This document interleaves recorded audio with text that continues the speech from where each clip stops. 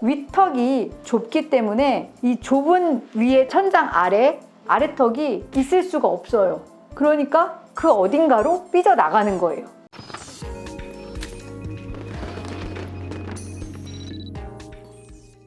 안녕하세요.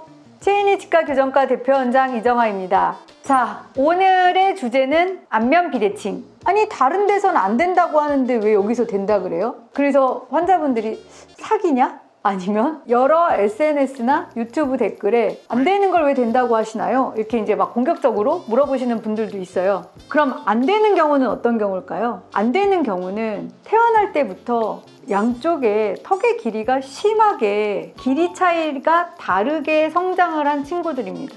좌우 길이 차이가 다른 거에 대한 치료법은 어느 긴 쪽을 잘라서 양쪽의 길이를 비슷하게 맞추는 그러니까 수술인 거죠. 수술로 치료를 분명히 하셔야 돼요. 이런 경우는 안면 비대칭이 교정으로 어떻게 되냐라는 질문에 대한 대답이기도 하죠. 안 돼요. 그런데 저희 병원에서 하는 안면 비대칭 치료는 이 길이 차이가 별로 없는 분들한테 적용을 하는 치료이기 때문에 된다고 얘기를 합니다. 원장님, 방금 양쪽 길이가 비슷한 사람이라고 하셨잖아요. 네. 비슷하다는 얘기는 비대칭이 아니라는 소리인데 왜 치료를 하시는 거죠? 역시 치과에서는 도둑놈인가요?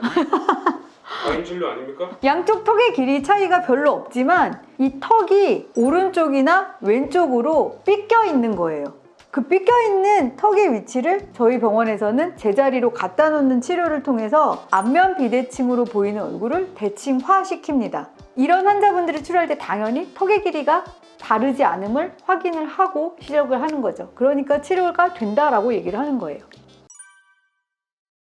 양쪽 턱의 길이가 같은데 그럼 나의 턱은 왜 제자리에 안 있고 비대칭 위치로 삐껴져 있을까요? 라는 질문이 나오게 되는데 윗턱에 그 비밀이 숨어져 있습니다. 태어났을 때부터 비대칭인 사람은 없습니다. 비대칭인 갓난아기를 본 적은 없으시잖아요. 윗턱과 아래턱이 보통 이렇게 정상적인 상황으로 태어나는데 성장을 하면서 윗턱과 아래턱의 성장 속도가 달라지고 성장 패턴이 다르게 되면서 비대칭이 유발이 되기 시작합니다. 윗턱과 아래턱의 관계가 윗턱이 아래턱을 모두 덮어주는 관계인데 정상적으로 성장을 하다가 윗턱의 성장이 더 아래턱의 성장보다 훨씬 더 빨리 멈춰버렸어요.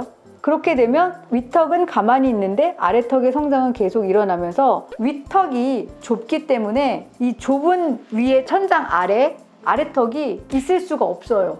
그러니까 그 어딘가로 삐져나가는 거예요. 오른쪽으로 가면 오른쪽 비대칭, 앞으로 나가면 주걱턱, 뒤로 들어가면 무턱 이런 거죠. 그래서 위의 지붕이 매우 중요해요. 위의 지붕이 아래턱을 정상 위치에 담을 수 있는 이제 윗턱의 상황이 되어야지 아래턱에 문제가 없이 부정교합이 아니라 정상교합으로 되는데 이제 이 중에서 오늘은 비대칭을 설명을 드리고 있는 중입니다. 이제 윗턱이 성장이 적게 된 것을 확장을 시켜서 아래턱이 좌나 우로 자유롭게 움직일 수 있는 위에 지붕을 제대로 형성을 하는 것이 치료의 시작입니다. 그렇기 때문에 이제 제가 하는 일은 윗턱을 넓히고 이제 치아를 하나하나 맞춰서 양쪽의 교합이 잘 쉽게 되도록 하는 것이 저의 역할이라고 보시면 됩니다. 이렇게 되면 양쪽의 교합이 잘 맞기 때문에 환자분의 턱은 비대칭의 위치로 가지가 않아요. 그래서 환자분들이 생각하는 재발이 일어나지가 않습니다. 치료 후에도 안정성 면에서도 매우 좋다고 볼 수가 있는데 이 전제 조건은 제가 유튜브 도입 부분에서 말씀드린 것처럼 양쪽의 턱의 길이 차이가 거의 안 나는 환자한테 적용되는 케이스입니다. 내 양쪽의 턱의 길이가 같은가? 내지는 차이가 너무 많이 나서 정말 수술을 해야 되는 케이스인가? 라는 부분에 대한 감별 진단을 받으시고 그 이후에 치료 방법을 결정을 하시면 도움이 될 것 같습니다. 그럼 사례를 통해서 현재 제가 말한 치료의 원리가 적용된 케이스들을 살펴보도록 하겠습니다. 이제 이렇게 윗턱과 아래턱의 길이 차이를 재어보는데 보통 성인 남자의 경우에는 윗턱의 좌우 길이 차이가 2.4 미만, 2.4mm 미만으로 나고 아래턱 길이 차이가 4.5mm 미만으로 나면 비대칭으로 보이지 않는다라는 이제 통계적 수치를 가지고 이 환자분을 진단을 하게 됩니다. 이 환자분 같은 경우에는 위턱의 길이 차이가 양쪽이 1.0mm, 그다음에 아래턱 길이 차이가 2.7mm가 났어요. 물론 차이는 나지만 비대칭이 아니다라는 턱의 길이 차이 표준 편차 범위 내에 들어와 있기 때문에 이 환자분한테는 한쪽 길이를 막 잘라라 라는 진단을 하지는 않습니다. 대신 위턱을 넓혀서 아래턱이 제자리로 왔을 때 충분히 대칭으로 보일 수 있는 그런 골격적인 상황을 갖고 계시기 때문에 이제 저희 병원에 비수술 치료를 이제 적용을 하는 거죠.